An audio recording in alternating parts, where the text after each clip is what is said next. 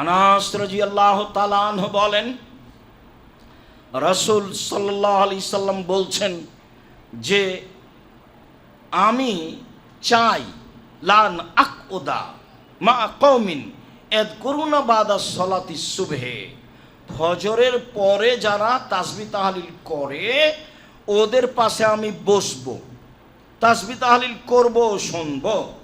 আহাব্বু ইলাইয়া মিনান উতিকা আরবা ওলাদে বানি ইসরাইল, ওলাদে ইসমাইল, ইব্রাহিমের ইসমাইলের সন্তান হতে 4 জন দাস দাসীকে আজাদ করে দেওয়ার চেয়ে ফজরের সালাতের পরে বসে তাসবিহ করা আমার কাছে উত্তম। মাগরিবের সালাতের পরে 4 জন দাস দাসীকে আজাদ করে দেওয়ার চেয়ে আমার কাছে উত্তম যে আমি মাগরিবের সালাতের পরে ফজরের সালাতের পরে বসে তাসবিহ তাহলিল করি ওদের সাথে যারা তাসবিহ তাহলিল জিকির আজকার করে। আনাস রাদিয়াল্লাহু তাআলা আনহু বলেন, রাসূল সাল্লাল্লাহু আলাইহি সাল্লাম বলেছেন, মান সাল্লাল ফাজরা ফি জামাতিন, এটা অনেকেই বুঝে, করতে ভুল করে। কেউ যদি জামাতে ফজরের সালাত আদায় করে, জামাতে করার চেষ্টা করতে হবে, জামাতে ফজরের সালাত আদায় করে, সুম্মা কাদা, তারপর ওখানে বসে, এযকুরুল্লাহ, আল্লাহকে ডাকে, হাত্তা তাতলু আসাম, সূর্য ওঠা পর্যন্ত, সুম্মা ইসাল্লি রাকাতাইন, তারপরে 2 রাকাত সালাত আদায় করে, তাহলে কানাত লাহা আজরুন কাজরা হাজ্জাতিন উমরা তাম্মা তাম্মা তাম্মা, তাহলে সে পূর্ণ হজ উমরার নেকি পাবে, পূর্ণ হজ উমরার নেকি পাবে, পূর্ণ হজ উমরার নেকি পাবে। বুখারী মুসলিম। সালাতের পরে বসে তাসবিহ তাহলিল জিকির আজকার করতে হবে, পেশাব পায়খানায় যেতে পারে, স্থান ত্যাগ করে কোনো কাজে লিপ্ত হলে এইটা হবে না। পেশাব পায়খানা জিকির আজকারে আছেন, যাচ্ছেন প্রয়োজনীয়ভাবে, আহাল পরিবারের সাথে কথায় জড়িয়ে পড়লেন, তখন এটা হবে না। তাহলে এখান থেকে উঠে গিয়ে একটা সময়ে গিয়ে চাস্তের সালাত আদায় করতে হবে, তখনও অনেক নেকি, তখনও 2 রাকাত পড়েন। এমনিতেই বলা আছে, যখন আমাদের এখানে খুতবা আরম্ভ হয় তখনই প্রথম খুতবাই বলা ছিল সম্ভবত যে 2 রাকাত সালাত সূর্য ওঠার পরপরই তার নাম হলো ইশরাকের সালাত, 7টা 8টা 9টার দিকে তার নাম হলো চাস্তের সালাত, 10টা 11টার সময় তার নাম হলো আওয়াবিন, সালাতুল আওয়াবিন, আওয়াবিনের সালাত। মাগরিবের পরে নেই, এগুলো ওটা ভুল হয়ে গেছে তাদের ওই পদ্ধতি। সম্মানিত দিনী ভাই বোন, তাবারাকতা ইয়া যাল জালালি ওয়াল ইকরাম, বুখারী মুসলিম। সাওবান রাদিয়াল্লাহু তাআলা আনহু বলেন, কানান নবী সাল্লাল্লাহু আলাইহি সাল্লাম এজান সারাফা মিন সালাতিহি, যখন তিনি সালাত শেষ করতেন, ফাকালা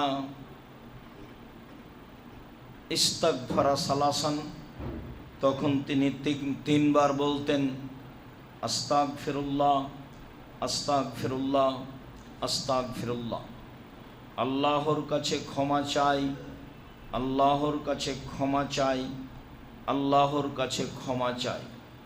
সুম্মা ইয়াকুলু, তারপর তিনি বলেন, আল্লাহুম্মা আনতাস সালাম ওয়া মিনকাস সালাম, তাবারাকতা ইয়া যাল জালালি ওয়াল ইকরাম, তুমি শান্তি, শান্তি তোমার পক্ষ থেকে হয়ে থাকে, তুমি মঙ্গলময়, তুমি মহামহিম, সম্মানিত, সর্বোচ্চ মর্যাদা ও সম্মানের অধিকারী।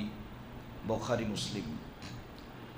সম্মানিত দিনী ভাই বোন, যারা এখন আমরা জুমার খুতবায় উপস্থিত আছি আর যন্ত্রের সাহায্যে সময়ের গতিতে পৃথিবীর বিভিন্ন প্রান্ত থেকে যখন আমরা অবগত হব, তখন আমরা বিষয়টি স্পষ্টভাবে অবগত হব যে বুখারী মুসলিমের 1 নম্বর হাদিসে রয়েছে, সালামের পরে প্রথম বাক্য শব্দ হচ্ছে আল্লাহু আকবার।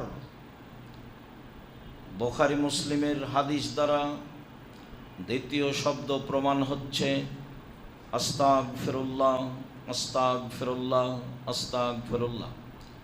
সালামের পরে তৃতীয় দোয়া জিকির প্রমাণ হচ্ছে আল্লাহুম্মা আনতাস সালাম ওয়া মিনকাস সালাম তাবারাকতা ইয়া যাল জালালি ওয়াল ইকরাম।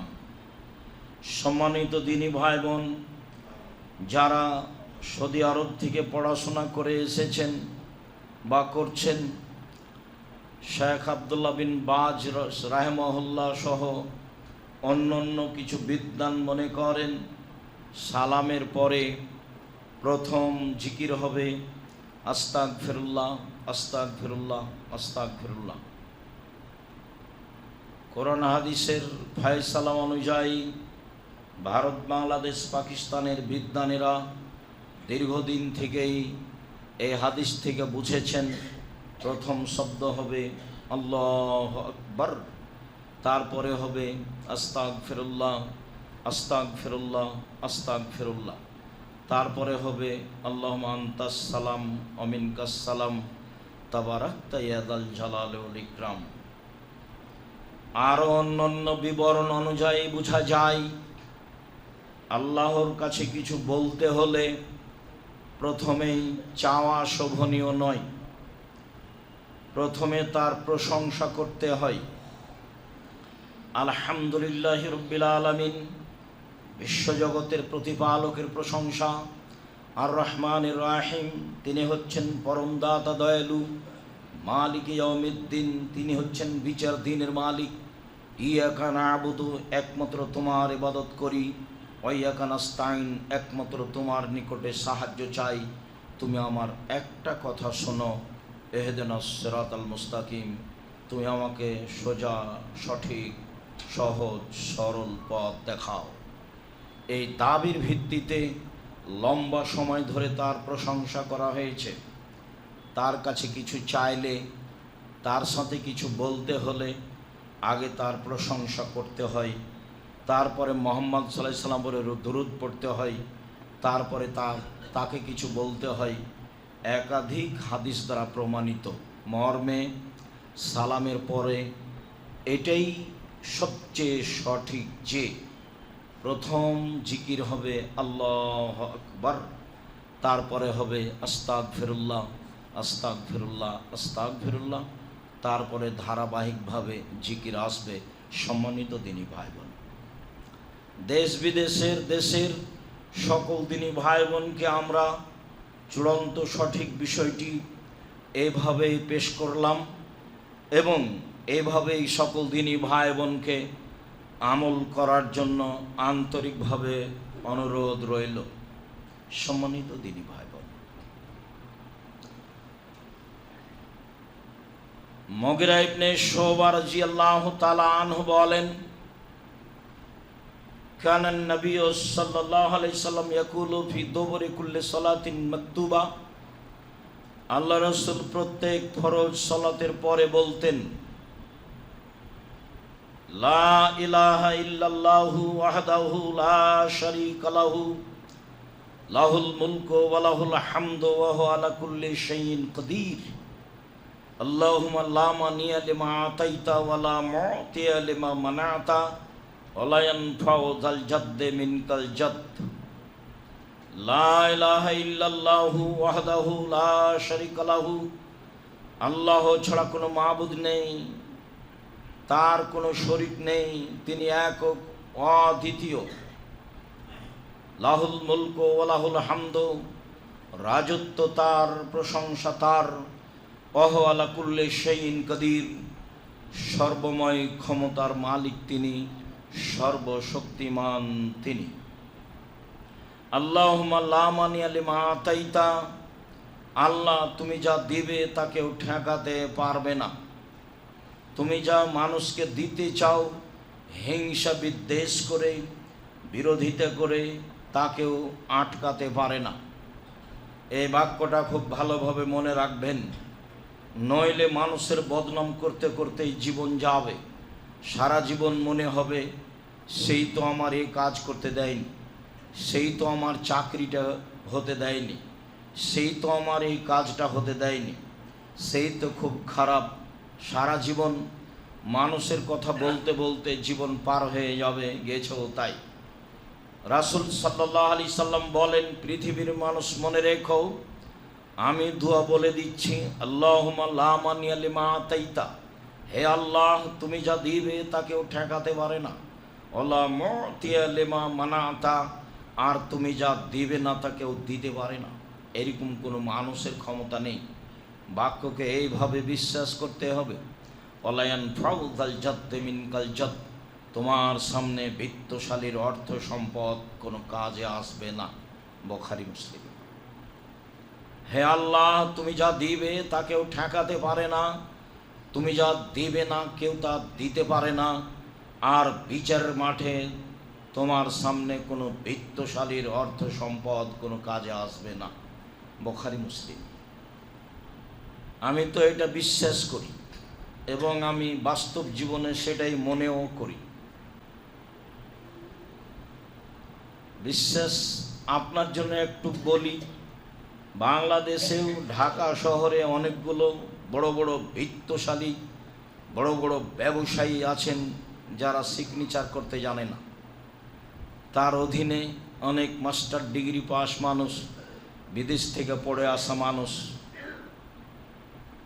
স্বাভাবিকভাবেই কাজ করছে।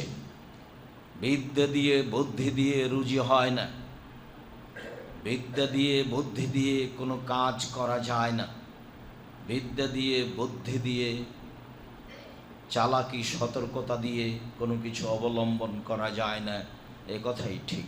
তবে লায়রুদ্দুল কাজা ইল্লা দুআ ইয়ালিজুল ফিল উমরি ইল্লাল বীর, বেশি বেশি চাইলে যেই সিদ্ধান্ত আছে সেটা পরিবর্তন করা হয়। পৃথিবী সৃষ্টির 50,000 বছর পূর্বে যা ভাগ্যে লেখা হয়েছে সেটাকে কেটে দেওয়ার জন্য একটা বড় মাধ্যম রয়েছে, তা হলো দোয়া প্রার্থনা। দিন রাত মুখখান বন্ধ করে থাকবেন না। চুপটি করে মুখখান থাকলে আল্লাহ পছন্দ করেন না। চায় না যে তার উপরে আল্লাহ অসন্তুষ্ট হন, চায় যে তার উপরে আল্লাহ সন্তুষ্ট হন। চাইলে সমস্যাটা কোথায়? শতবার চান না কেন? কি চান? রাতের 3 ভাগের 2 ভাগ পার হলে আল্লাহ তাআলা সপ্তম আকাশ থেকে প্রথম আকাশে নেমে এসে 3টা কথা বলেন, তুমি কিছু বলবে কি? বলো, আমি শুনব। 1, তুমি কিছু চাও কি? চাও, দিব। 2, 3, তুমি ক্ষমা চাও কি? চাও, ক্ষমা করে দিব। বুখারী মুসলিম। ফজরের আজান পর্যন্ত বলতে থাকে। যেহেতু আমি আল্লাহর এই মান মর্যাদা ক্ষমতাকে মূল্যায়ন করি না, কাজে আমার এমনিতে দিন কাটে, এটা স্বাভাবিক। আব্দুল্লাহ ইবনে জুবায়ের রাদিয়াল্লাহু তাআলা আনহু বলেন, কানান নবী সাল্লাল্লাহু আলাইহি সাল্লাম ইয়াকুলু মিন ইনসিরাফি সালাতিহি আও বাদা সালাতিহি, রাসূল সাল্লাল্লাহু আলাইহি সাল্লাম সালাম ফিরার পরে যেসব জিকির করতেন তার এই জিকিরটিও ছিল, লা ইলাহা ইল্লাল্লাহু ওয়াহদাহু লা শারীকা লাহু লাহুল মুলকু ওয়া লাহুল হামদু ওয়া হুয়া আলা কুল্লি শাইইন কাদির। লা হাওলা ওয়ালা কুওয়াতা ইল্লা বিল্লাহ। বাহ্যিকভাবে আন্তরিকভাবে নড়াচড়া করার কোনো ক্ষমতা নেই আল্লাহর সাহায্য ছাড়া। কোনো অনিষ্ট কোনো অন্যায় থেকে বাঁচার কোনো পথ নেই আল্লাহর সাহায্য ছাড়া। কোনো সৎকর্ম বাস্তবায়ন করা সম্ভব নয় আল্লাহর সাহায্য ছাড়া। লা হাওলা ওয়ালা কুওয়াতা ইল্লা বিল্লাহ। লা ইলাহা ইল্লাল্লাহ, আল্লাহ ছাড়া কোনো মাবুদ নেই। লা ইলাহা ইল্লাল্লাহ ওয়া লা না'বুদু ইল্লা ইয়াহু, একমাত্র তারই ইবাদত করি। লাহুন নি'মাতু ওয়া লাহুল ফাদলু ওয়া লাহুস সানাউল হাসান, অনুগ্রহ তার, প্রশংসা তার, সুন্দর প্রশংসা তার। অর্থ সম্পদ অনুগ্রহ তার, প্রশংসা তার, সুন্দর প্রশংসা তার। লা ইলাহা ইল্লাল্লাহু, আল্লাহ ছাড়া কোনো মাবুদ নেই, মুখলিসিন লাহুদ্দিন, আমরা আমাদের কর্মজীবনে, ইবাদতের জীবনে যা কিছু করি আল্লাহ তাআলাকে খালেস অন্তরে একনিষ্ঠভাবে একমুখী হয়ে সন্তুষ্ট করার জন্যই করে থাকি। মুখলিসিন লাহুদ্দিন, দিনকে খালেস করে কর্মজীবনে, ইবাদতের জীবনে যা কিছু করি খালেস অন্তরে একনিষ্ঠ হয়ে একমুখী হয়ে তাকে সন্তুষ্ট করার জন্যই করে থাকি। ওয়ালাউ কারিহাল কাফিরুন, কাফেররা অপছন্দ করলেও। সম্মানিত দিনী ভাই বোন, আল্লাহর ইবাদত করার জন্য এবং কর্মজীবনে যা কিছু করি তার জন্য কিভাবে করতে হবে তা বুখারী মুসলিমের অত্র বাক্যে খুব ভালোভাবে ফুটে উঠেছে। মুখলিসিন লাহুদ্দিন, যা জীবনে কর্ম করি, যা জীবনে ইবাদত করি তা করি খালেস অন্তরে একনিষ্ঠ হয়ে একমুখী হয়ে। কাজ শুরু করলে বিসমিল্লাহ বলতে হবে, বাড়ি থেকে বের হলে বিসমিল্লাহি তাওয়াক্কালতু আলাল্লাহ লা হাওলা ওয়ালা কুওয়াতা ইল্লা বিল্লাহ বলতে হবে এবং তার উপরে ভরসা করতে হবে। তোমার উপরে ভরসা করে বলছি, এই কাজ তুমি আমার জন্য সহজ করে দাও। যেখানে যে দোয়া আছে সে দোয়া বাস্তবায়ন করবেন, তখন এটাই হয়ে যাবে আপনার কাজটা খালেস অন্তরে একনিষ্ঠ হয়ে একমুখী হয়ে আল্লাহকে সন্তুষ্ট করার আশায় ইবাদত হবে এইভাবে। আর যখন বাড়ি থেকে বের হওয়া এমনিতেই হবে, কাজ বিসমিল্লাহ বলে আরম্ভ হবে না। মাঝে মধ্যে কাজের ফাঁকে রব্বি গফিরলি ওয়া তুব আলাইয়া ইন্নাকা আনতাত তাওয়াবুল গাফুর এই দোয়া পড়া হবে না, আস্তাগফিরুল্লাহ ওয়া আতুবু ইলাইহি বলা হবে না। তখন মনে করতে হবে আমি কাজ নিজে নিজে করতে চেয়েছি বা মানুষের সাহায্যে করতে চেয়েছি, যা সম্ভব নয়, নবীও পারেননি।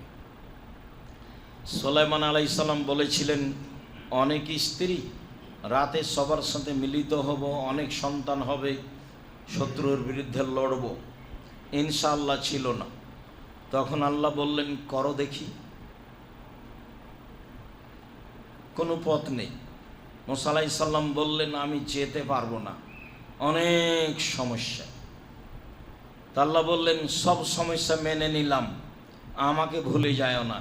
ওয়ালা তানিয়া ফি জিক্রি, মাঝে মধ্যে আলহামদুলিল্লাহ বলিও, আল্লাহ আকবার বলিও, আস্তাগফিরুল্লাহ বলিও, এইগুলো বলিও, আমি বাকি ঠিক করে দেব ইনশাআল্লাহ, আমি তো তোমার সাথেই আছি। তাহলে কর্ম ইবাদত একনিষ্ঠভাবে খালেস অন্তরে একমুখী হয়ে হতে হবে, তাহলেই কাজে সফল হব ইনশাআল্লাহ। মানুষই হবে, পশু প্রাণী নয়। সম্মানিত দিনী ভাই বোন, অবশ্যই জিকির ইবাদত কর্ম খালেস অন্তরে হতে হবে, যাওয়াত্র বুখারী মুসলিমের হাদিস দ্বারা প্রমাণিত হয়। বুঝে আমল করার চেষ্টা করব। আল্লাহুম্মা আমিন। আল্লাহুম্মা সাল্লি আলাইহি, আল্লাহুম্মা বারিক আলাইহি। ইলাহি ওয়াহদা ওয়াসসালাতু ওয়াসসালামু আলা মান লা নাবিয়্যা বাদা। আবু হুরায়রা রাদিয়াল্লাহু তাআলা আনহু বলেন, জাআ আহলুল ফুকারা আহলুল মুহাজিরিন ইলান নবী সাল্লাল্লাহু আলাইহি সাল্লাম ওয়া ফি রাওয়ায়াতিন ইন্না ফুকারাল মুহাজিরিনা আতাওয়ান নবী সাল্লাল্লাহু আলাইহি সাল্লাম ফাকালু। মুহাজিরদের দরিদ্র নিঃস্ব অসহায় মানুষগুলি রাসূলের নিকটে আসলো। ফাকালু, এসে বলল, কাদ যাহাবা আহলুদ দুসুরে বিদ্দারাজাতিল উলা ওয়ান নাইমিল মুকিমে। আল্লাহর নবী, অর্থ সম্পদশালীরা, বিত্তশালীরা তো বড় সম্মান মর্যাদা হাসিল করে নিল, তারা তো জান্নাতে নাইম পেয়ে গেল, তারা তো অনেক বড় মর্যাদা পেয়ে গেল। আল্লাহ রসুল বললেন, ফামাদাকা, কি হয়েছে ঘটনা? অর্থশালীরা বড় সম্মান পেয়ে গেল, ওরা জান্নাতে নাইম পেয়ে গেল, এভাবে বলছো কেন, ঘটনা কি? সাহাবীগণ বললেন, ইসল্লুনা কামানুসল্লি, তারা সালাত আদায় করে যেভাবে আমরা সালাত আদায় করি। এসমোনা কামানাসুম, তারা শ্যাম পালন করে যেভাবে আমরা শ্যাম পালন করি। ওয়াতা সাদ্দাকুনা ওয়ালা নাতা সাদ্দাকু, তারা দান করে আমরা করতে পারি না। ওলা ইউতেকুনা, তারা গোলাম দাস দাসী আজাদ করে। ওলা নৌতেকো, আমরা আজাদ করতে পারি না। ঘটনা তাই। তখন রাসূল সাল্লাল্লাহু আলাইহি সাল্লাম বলেন, ওয়াল্লিমুকুম বিশাইইন, আমি তোমাদের কিছু শিখিয়ে দিব। শোনো, তুদরিকুনা বিহি মান সাবাকাকুম, যারা তোমাদের আগে চলে গেছে তাদের তোমরা পেয়ে যাবা, সেই সম্মান তোমরা পেয়ে যাবা। অত্তাসবিকুকুম মান বাদাকুম, আর তোমাদের পরে যারা আসবে এরকম বিত্তশালী তাদেরকেও তোমরা পেয়ে যাবা। ওয়ালা ইয়াকুনু আহাদুন আফজালা মিনকুম, তোমাদের চেয়ে ওই ব্যক্তির চেয়ে আর কেউ সম্মানী হবে না। তবে তোমরা যেটা বলবা সেটার মতো কেউ বললে। শোনো, নিরাশা হচ্ছ কেন? এমন কিছু বলে দিব যাতে সম্পদশালীরা যে মান মর্যাদায় চলে গেছে তাতে চলে যাবা, ভবিষ্যতে যারা যাবে তাদেরকেও পেয়ে যাবা, সবচেয়ে উত্তম হয়ে যাবা তোমরা। কালুবালা, হ্যাঁ বলেন সেটা কি? তাহলে তো খুব ভালো কথা, বলেন সেটা কি? তখন রাসূল সাল্লাল্লাহু আলাইহি সাল্লাম বললেন, তুসাব্বিহুনা তুহাম্মিদুনা ওয়া তুসাব্বিহুনা ওয়া তুকাব্বিরুনা ওয়া তুহাম্মিদুনা সালাসুনা মাররা, 30-33 বার করে সুবহানাল্লাহ, আলহামদুলিল্লাহ, আল্লাহু আকবার বলবা। 33 বার করে সুবহানাল্লাহ, আলহামদুলিল্লাহ, আল্লাহু আকবার বলবা। এখানে সবটাই 33। সাহাবীগণ বললেন, ভালো কথা, ঠিক আছে, আমরা করব। সুমা রাজা আহলুল ফুকারায়, কয়েকদিন পরে আবার গরিব মানুষেরা চলে আসলো রাসূলের কাছে। আল্লাহ রাসূল বললেন, কি ব্যাপার, ঘটনা কি? তখন তারা বলল, সামিয়া ইখওয়ানুনা ফামা ফালু মা ফালনা, আমার ধনী ভাই বোনেরা এটা শুনে নিয়েছে যে ওরাও তাসবিহ তাহলিল শুরু করেছে, আমরা যেটা এখন করছি সেটা তো তারা শুনে নিয়েছে, তারাও তো করছে। তখন রাসূল সাল্লাল্লাহু আলাইহি সাল্লাম আগের কথা থেকে ফিরে আসলেন, এসে বলছেন, ফজলুল্লাহ ইউতি মান ইয়াশা, দেখো আল্লাহর অনুগ্রহ, আল্লাহ যাকে ইচ্ছা তাকে দেন, কিছু করার নেই। বুখারী মুসলিম। কি বুঝলেন? রাসূল সাল্লাল্লাহু আলাইহি সাল্লাম আগে যা বলেছিলেন পরে তা বললেন না, এবং এরা এসব তাসবিহ তাহলিল করতে পাবে না তাও তিনি বললেন না। তাহলে মনে করতে হবে অর্থ সম্পদ আল্লাহর একটা বিশাল নেয়ামত। অর্থ সম্পদ উপার্জন করতে হবে, এটাই জরুরি, এবং অর্থ সম্পদ অসহায় পুরুষ নারীর পিছনে খরচ করতে হবে, এটাই জরুরি। নেতা নেত্রীকে উঠাতে হবে, বসাতে হবে, এই জন্য পয়সা উপার্জন করতে হবে, খরচ করতে হবে, এই সিদ্ধান্ত থেকে ফিরে আসতে হবে। বন্ধু বান্ধব নিয়ে যেখানে সেখানে পয়সা অপচয় নষ্ট করতে হবে, এই পথ থেকে ফিরে আসতে হবে, আসতেই হবে। সম্মানিত দিনী ভাই বোন যারা এখানে আছেন, সময়ের গতিতে যারা অত্র বুখারী মুসলিমের বিবরণ অবগত হবেন, তাদেরকে আমরা আন্তরিকভাবে অনুরোধ জানাতে চাচ্ছি যে অবশ্যই বেশি থেকে বেশি পয়সা উপার্জনের জন্য প্রাণপণে জীবন বাজি রাখে চেষ্টা চালানোর জন্য অনুরোধ জানাচ্ছি। বিশেষভাবে সতর্ক ও সাবধান করতে চাচ্ছি যে অবশ্যই পয়সা যেন ভুল পথে খরচ না হয়, অবশ্যই পয়সা যেন অসহায় মানুষের পিছনে খরচ হয়। রাসূল সাল্লাল্লাহু আলাইহি ওয়াসাল্লাম বললেন, জান্নাতে কতগুলি দামি দামি ঘর রয়েছে, যার বাহির থেকে ভেতর দেখা যায়, ভেতর থেকে বাহির দেখা যায়, উন্নত মানের পদার্থ দিয়ে তৈরি। রাসূল সাল্লাল্লাহু আলাইহি ওয়াসাল্লামকে জিজ্ঞাসা করা হলো, এসব জান্নাত কারা পাবে? তখন আল্লাহ রাসূল উত্তরে বললেন, তুতইমুনা তাম, যারা অসহায় দুস্থ মানুষের খাবার ব্যবস্থা করে তারাই পাবে। রাসূল সাল্লাল্লাহু আলাইহি ওয়াসাল্লামকে জিজ্ঞাসা করা হয়েছিল, আইয়ুল ইসলামে খায়ের, মুসলমানের জীবনে সবচেয়ে ভালো কাজ কোনটি? মানুষের জীবনে অনেক ভালো কাজ আছে, সালাত ভালো কাজ, সিয়াম ভালো কাজ, হজ ভালো কাজ, তাসবিহ তাহলিল জিকির আজকার ভালো কাজ। মানুষের জীবনে অনেক ভালো কাজ আছে, সবচেয়ে ভালো কাজ কোনটি বলেন? তখন আল্লাহ রাসূল উত্তরে বললেন, তুতি উত্তম, দুস্থ গরিব অসহায় মানুষকে খেতে দেওয়াই হলো মানুষের জীবনে সবচেয়ে ভালো কাজ। তারপরে তিনি বললেন, তাকরাউস সালাম আলামান আরাফ তামাল্লাম তারিফ, যাকে চিনো তাকেও সালাম দিবে, যাকে চিনো না তাকেও সালাম দিবে। এটা হলো তোমার জীবনের দ্বিতীয় ভালো কাজ। সম্মানিত দিনী ভাই বোন, বলছিলাম তাসবিহ তাহলিল জিকির আজকার সালাতের পরে, সালামের পরে। উকবা বিন আমির রাদিয়াল্লাহু তাআলা আনহু বলেন, রাসূল সাল্লাল্লাহু আলাইহি ওয়াসাল্লাম বলেছেন, মুআক্কিবাতুন লা ইয়াখিবু কাইলুহুন্না ফাইলুহুন্না, সালাতের পরে কিছু তাসবিহ আছে, যারা এগুলি বলবে তারা কখনো নিরাশা হবে না। সালাতের পরে কিছু তাসবিহ রয়েছে, যারা এগুলি বলবে তারা কখনো ক্ষতিগ্রস্ত হবে না, কর্ম থেকে নিরাশাও হবে না, যেটা মনে চাচ্ছে সেটা হয়ে যাবে।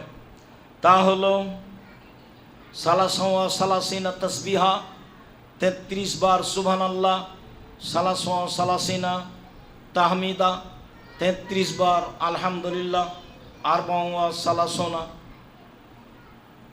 তাকবীরা, 34 বার আল্লাহু আকবার। আগের হাদিসে 33 33 33 ছিল, এবার আসলো 33 33 34। বললে মানুষের লক্ষ্য উদ্দেশ্য সফল হয়ে যাবে। মনে রাখবেন, দুইটা কাজের মাধ্যমে একটা থেকে আর একটা হয়। আমি চাচ্ছি যেটা সেইটার কাজ না করে আর একটা করলাম তো এটা হয়ে যাবে। সেটা কি? একটা তাসবিহ। আর একটা কি? দান। তাসবিহ, ফাতেমা রাদিয়াল্লাহু তাআলা আনহা পিতার কাছে গিয়ে বলবেন যে আমি কাজ করতে পারি না, একটা কাজের মানুষ দেন। বাড়িতে ছিলেন না, আয়েশা রাদিয়াল্লাহু তাআলা আনহাকে বলে আসলেন, আমি আব্বার কাছে এই জন্য এসেছিলাম, আসলে বলে দিবেন। আসলে তিনি বললেন, ফাতেমা এই জন্য এসেছিলেন। আল্লাহর নবী শুনেই চলে গেলেন মেয়ের বাড়ি। রাত হয়ে গেছে, মেয়ে ঘুমিয়ে গেছেন, জামাইও ঘুমিয়ে গেছে। ঘরে ঢুকলেন, গিয়ে খাটে বসলেন। তারা তাড়াহুড়া করে বিছানা থেকে উঠছিলেন। তারা দুইজন বললেন, তাড়াহুড়া করে উঠছিলেন। আল্লাহর নবী তাদের দুইজনকে বললেন, উঠতে হবে না, স্ব জায়গায় থাকো। শোনো, 33 বার 33 বার 34 বার সুবহানাল্লাহ আলহামদুলিল্লাহ আল্লাহু আকবার বলো। 33 33 33 33 33 33 করে সুবহানাল্লাহ আলহামদুলিল্লাহ আল্লাহু আকবার বলো। বাস, বলে চলে গেলেন। মানে কি? কাজের লোক হয়ে গেল। কাজের লোক চাইতে গেছেন। আল্লাহ রাসূল বললেন, এইটা দাবি একটা, কর্ম আরেকটা। তার মানে এই দাবিতে ওইটা পূর্ণ হবে। মুসা আলাইহিস সালামকে বললেন, এগুলো করো, বাকিটা ঠিক হয়ে যাবে, তুমি এইগুলো দিয়ে সফল হতে পারবে। তার কাছে যুদ্ধ বিমান আছে, অস্ত্র আছে, খালি হাতে চলে গেছেন। খালি হাতে গিয়ে বলছেন যে বনি ইসরাইলকে ছেড়ে দিতে হবে। তখনও বলছে, কে তুমি? তুমি কি শিশুকালে আমার কাছে লালন পালন হওনি?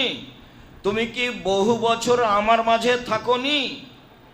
তুমি তোমার কর্ম করেছ, যা করেছ তা করেছ, এক থাপ্পড়ে মানুষ মেরেছ, তুমি বড় অকৃতজ্ঞ।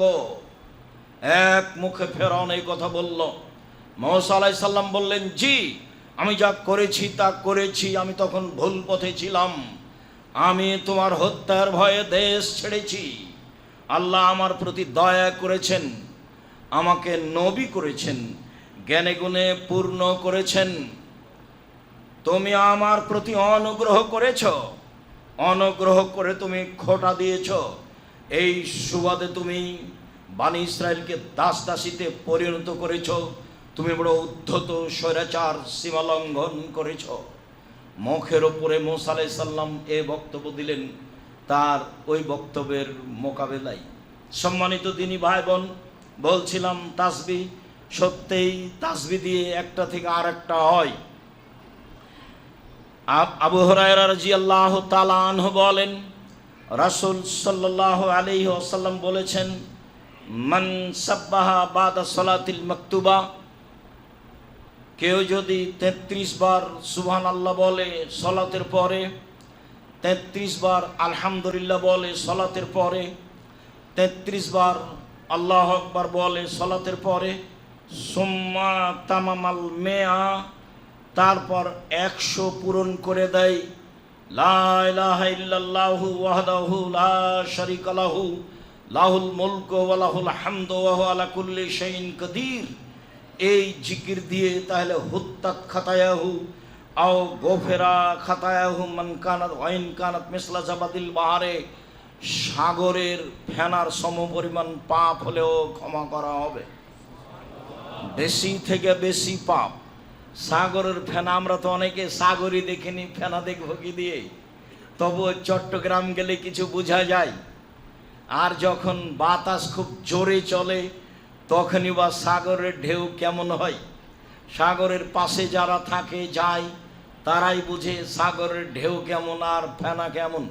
তিনি বলেন, শোনো, কেউ যদি 33 বলার পরে এই কালেমা পড়ে, লা ইলাহা ইল্লাল্লাহু ওয়াহদাহু লা শারীকা লাহু লাহুল মুলকু ওয়া লাহুল হামদু ওয়া হুয়া আলা কুল্লি শাইইন কাদির, তাহলে সাগরের ফেনা সমপরিমাণ পাপ হলেও ক্ষমা করা হবে। এই কথা মুহাম্মদ সাল্লাল্লাহু আলাইহি সাল্লাম বলেন। এখানে আরেকটা তাসবিহ আপনাকে বলে রাখি। রাসূল সাল্লাল্লাহু আলাইহি সাল্লাম বলেন, মান কালা মিয়া মাররা ফি ইয়াউমিহি সুবহানাল্লাহি ওয়া বিহামদিহি, কেউ যদি তার দিনে, পুরো দিনে সুবহানাল্লাহি ওয়া বিহামদিহি 100 বার বলে, হুত্তাত খাতায়াহু ওয়াইন কানাত মিসলা জাবাদিল বাহারে, তার সাগরের সমপরিমাণ পাপ থাকলেও ক্ষমা করা হবে। সেটা হলো সারা দিনের তাসবিহ, বা এক সময়ে করে নিলেই হলো 100 বার সুবহানাল্লাহি ওয়া বিহামদিহি, আঙ্গুল এতে 4টা, এতে 4টা, এতে 4টা, এতে 4টা, এতে 4টা, মোট হলো কয়টা? 20টা। তাহলে 5 বার হলে 100 হয়ে যাবে। তাসবিহ দানা নেবেন না, এ তো 4টা 4টা, 4 5 20, এই যে হয়ে যাবে। 5 বার হলে 100 হয়ে যাবে। সহজ পথ, সহজ পথ। আঙ্গুল দিয়ে 5 বার করবেন, তাহলে হয়ে গেল সুবহানাল্লাহি ওয়া বিহামদিহি শুধু। আর সুবহানাল্লাহি ওয়া বিহামদিহি সুবহানাল্লাহিল আযীম, তার বার নাই, ওটা যে যা পারে, ওটা হলো নেকি হিসাবে সবচেয়ে ভারী। আর এইটার সাথে এই কথাটা লাগা আছে যে সাগরের ফেনা সমপরিমাণ পাপ হলো তাকে ক্ষমা করা হবে। উকবা ইবনে আমির রাদিয়াল্লাহু তাআলা আনহু বলেন, আমারানি রাসূলুল্লাহ সাল্লাল্লাহু আলাইহি সাল্লাম আন আকরা বাদা সালাতিল মাকতুবা বিল মুআবিজাত, সূরা ফালাক এবং সূরা নাস পড়ব সালাম ফিরার পরে। আমাকে এ আদেশ দিয়েছেন রাসূল সাল্লাল্লাহু আলাইহি সাল্লাম। অন্য বর্ণনায় এসেছে রাসূল সাল্লাল্লাহু আলাইহি সাল্লাম আমাকে আদেশ করেছেন সালাতের পরে, ফরজ সালাতের পরে সূরা ইখলাস, সূরা ফালাক, সূরা নাস পড়ব, এ আদেশ দিয়েছেন। উকবা ইবনে আমির রাদিয়াল্লাহু তাআলা আনহু অন্য এক বর্ণনায় বলেন, মানুষ যদি সকালে ইখলাস ফালাক নাস 3 বার পড়ে, বিকালে ইখলাস ফালাক নাস 3 বার পড়ে, তাহলে তার জীবনের সব উদ্দেশ্য পূর্ণ হবে এবং কোনো কাজে সে বিফল হবে না, সফল হবে। এই কথা উকবা ইবনে আমির রাদিয়াল্লাহু তাআলা আনহু বলেন।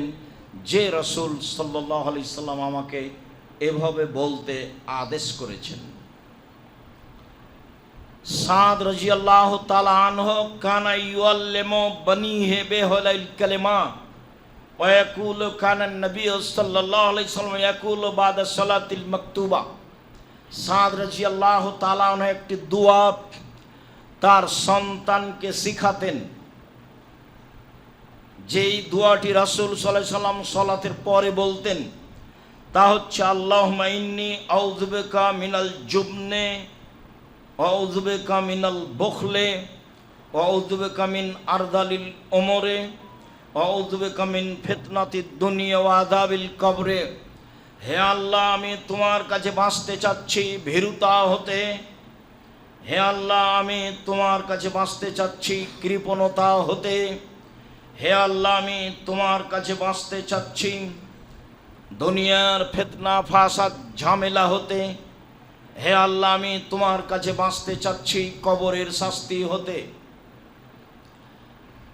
আউযু বিকা মিন আরদালিল উমরে, আমি তোমার কাছে বাঁচতে চাচ্ছি অথর্ব অচল বয়স পাওয়া পৌঁছে যাওয়া হতে।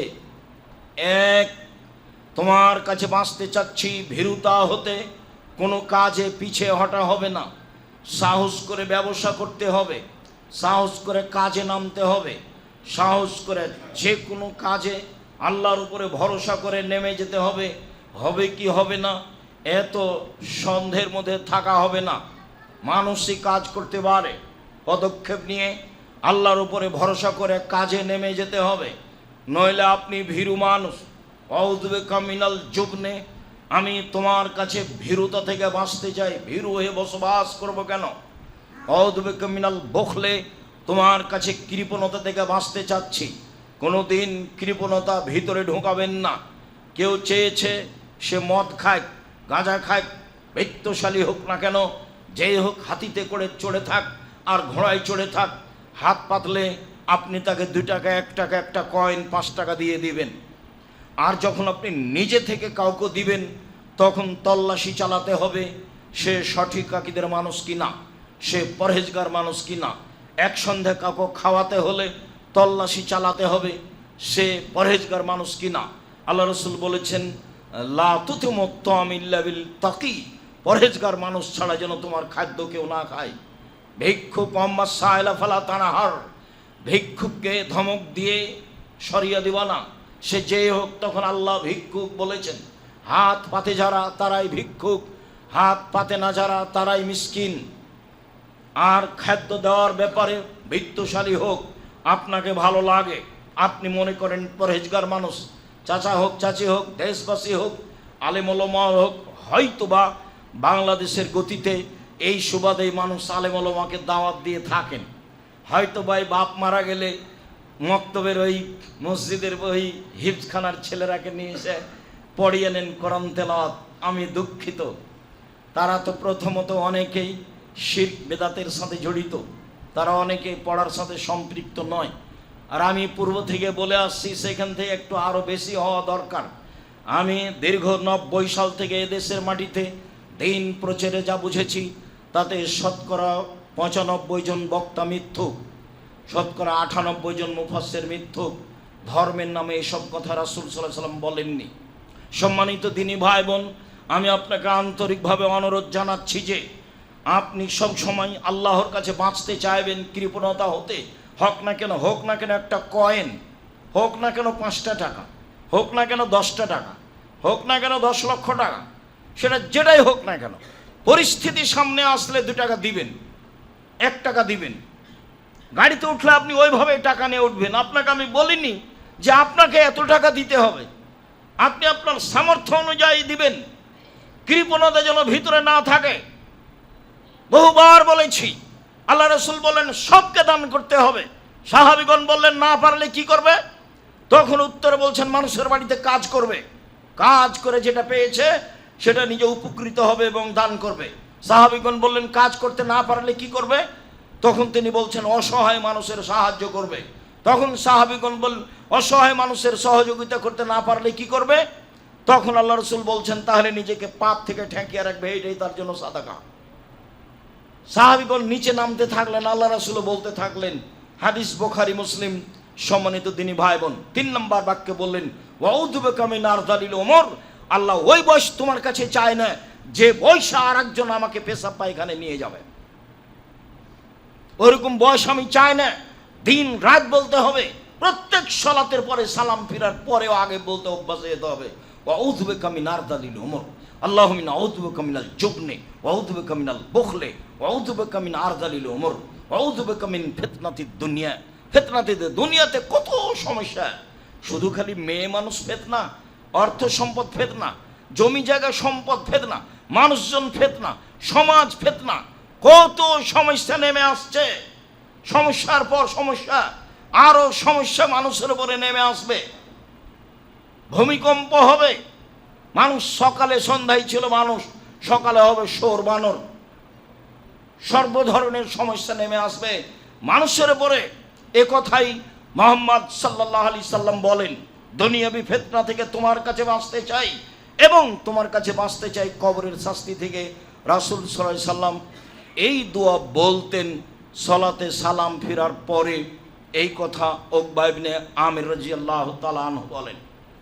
আনাস রাদিয়াল্লাহু তাআলা আনহু বলেন, রাসূল সাল্লাল্লাহু আলাইহি সাল্লাম বলছেন যে আমি চাই লান আকউদা মা কওমিন ইয়াযকুরুনা বাদা সালাতি সুবহে, ফজরের পরে যারা তাসবিহ তাহলিল করে ওদের পাশে আমি বসবো, তাসবিহ তাহলিল করব, শুনবো। আহাব্বু ইলাইয়া মিনান উতিকা আরবা ওলাদে বানি ইসরাইল, বানি ওলাদে ইসমাইল, ইব্রাহিমের ইসমাইলের সন্তান হতে 4 জন দাস দাসীকে আজাদ করে দেওয়ার চেয়ে ফজরের সালাতের পরে বসে তাসবিহ করা আমার কাছে উত্তম।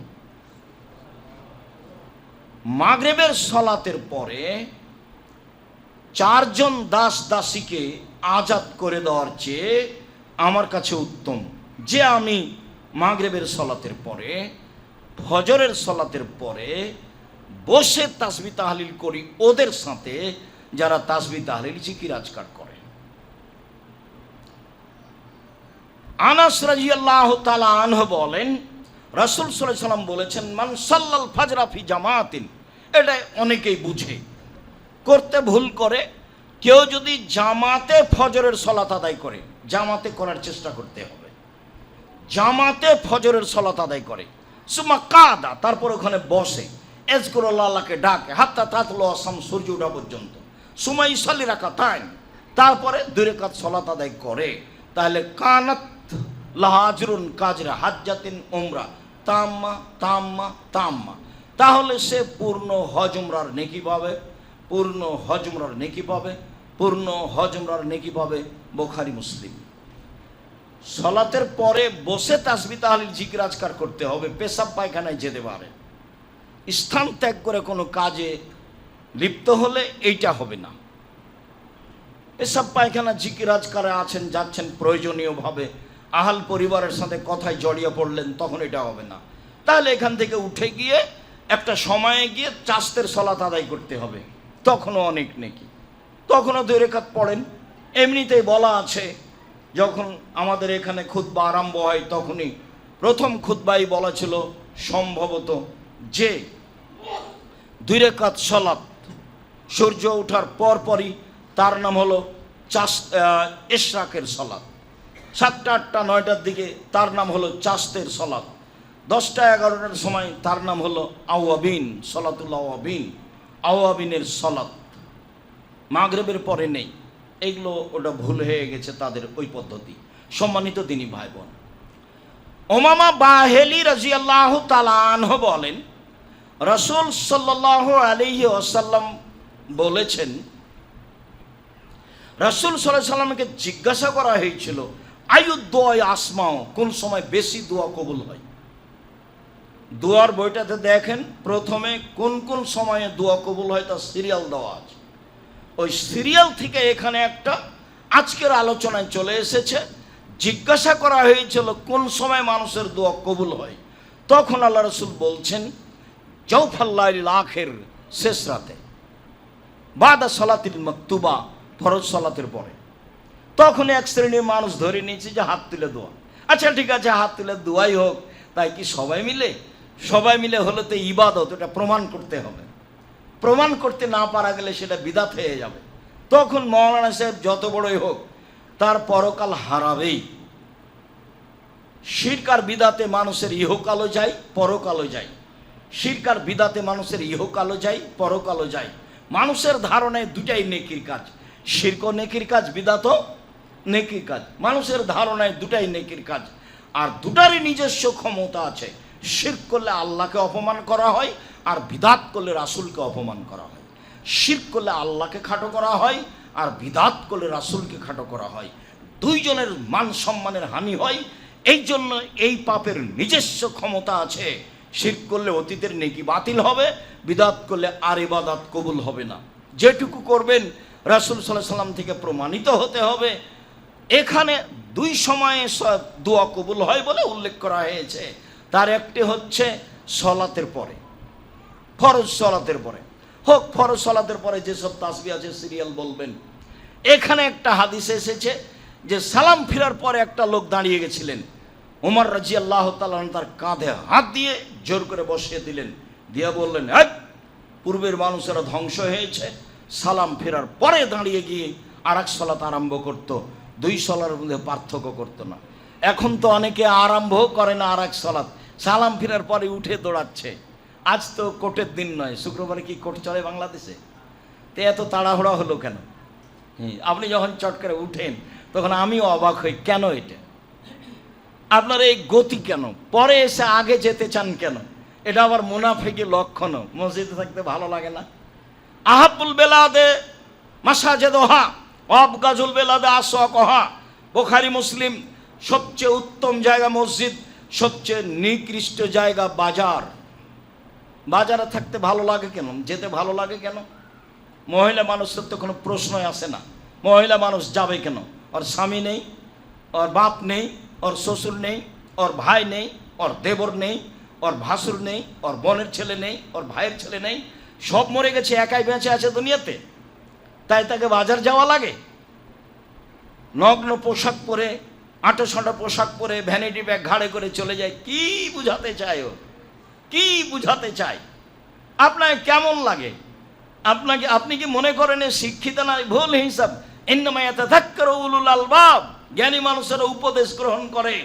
উপদেশ গ্রহণ করে না যে শিক্ষিত মানুষ নয় সে। উপদেশ গ্রহণ করে না যে শিক্ষিত মানুষ নয় সে। উপদেশ গ্রহণ করে না যে শিক্ষিত মানুষ নয় সে।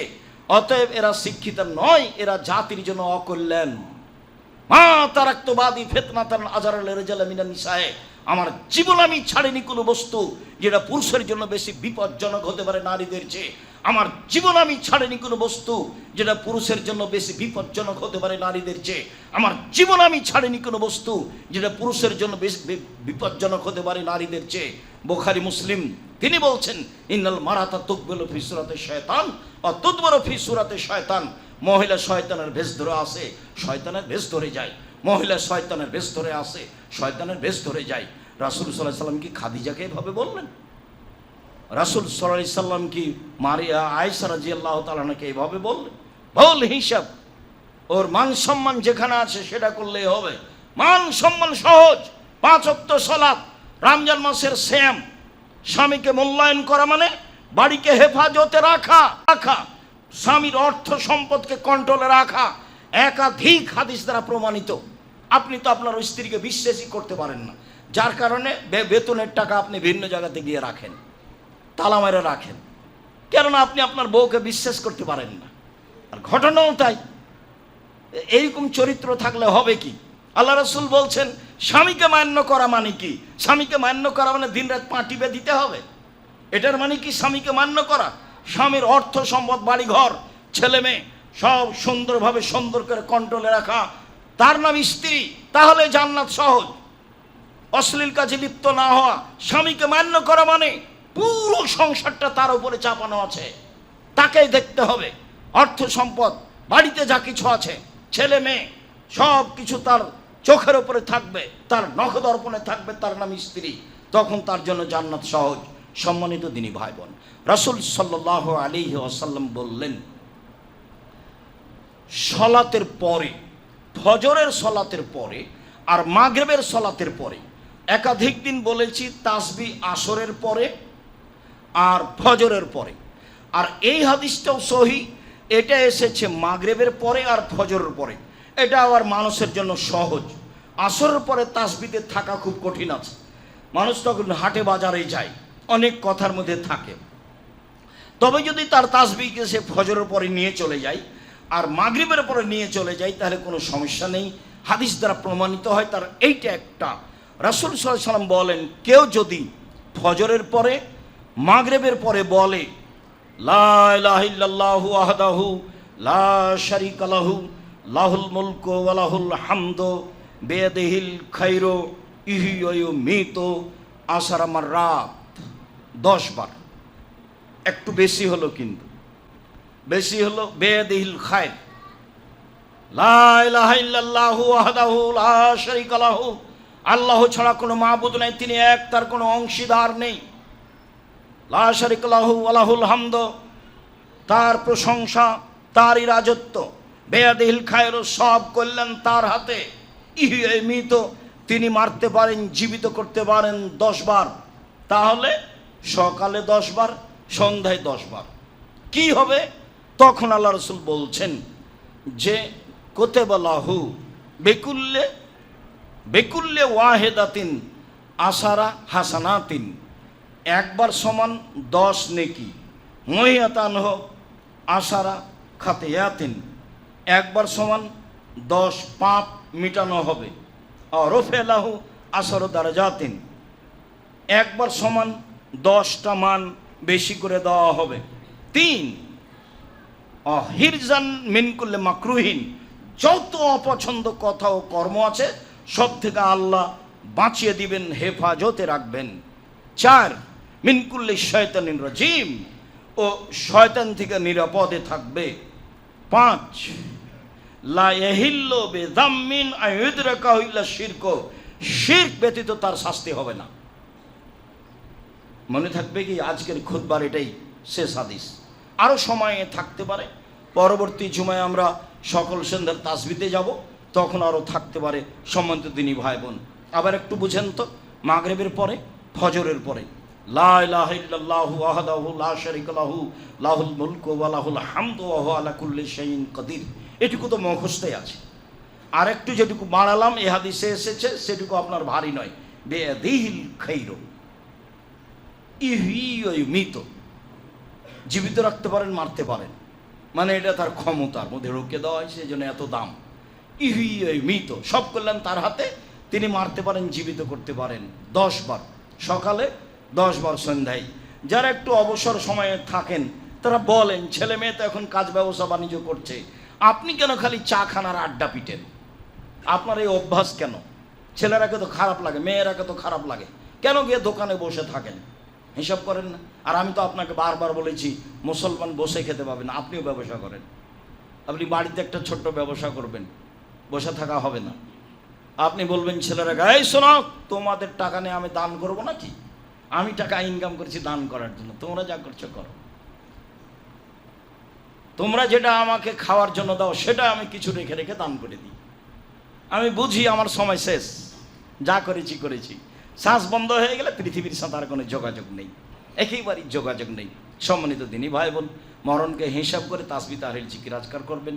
আমি আপনাদেরকে আন্তরিকভাবে অনুরোধ জানাচ্ছি, আল্লাহ আমাদের যারা মারা গেছে তুমি তাদের কবরের শাস্তি মাফ করো।